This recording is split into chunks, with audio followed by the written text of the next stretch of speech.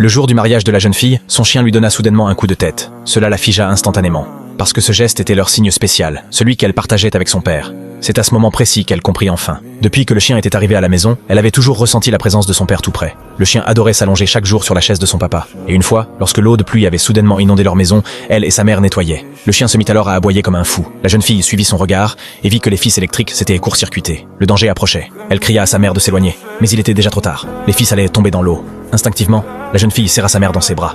La mort semblait inévitable. Mais, à sa grande surprise, rien ne se passa. À ce moment-là, un bruit de vaisselle cassée retentit depuis la cuisine. La fille, un peu irritée, s'y précipita avec sa mère. Elles virent que le chien avait coupé l'électricité. Et, depuis toujours, c'était son père qui entretenait le disjoncteur. Cette coupure soudaine fit à nouveau ressentir à la fille la présence de son père. Quand la jeune fille eut 16 ans, son père réalisa son rêve. Il l'emmena faire du ski dans l'Altaï. Elle dévala joyeusement la pente, sans voir le danger. Son père cria pour qu'elle s'arrête, mais elle ne l'entendit pas. Pour la protéger, il se jeta devant elle. Puis, soudainement, l'accident arriva. Son père tomba d'une falaise très haute. Lorsqu'on le secourut, il était à peine en vie. Peu de temps après, il décéda pour toujours. À cet instant, elle et sa mère s'effondrèrent complètement.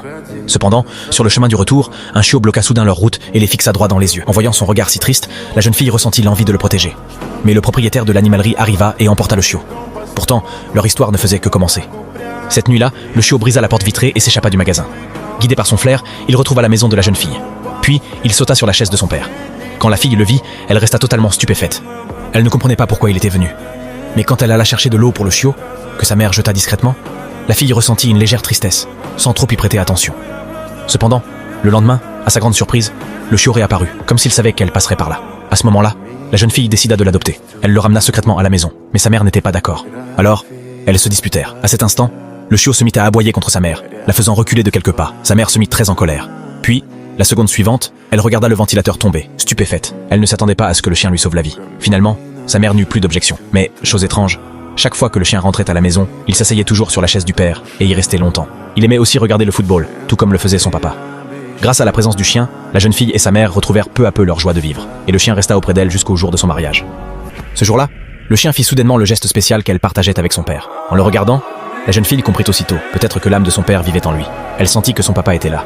Lorsque la cérémonie commença, le chien la conduisit jusqu'à la scène.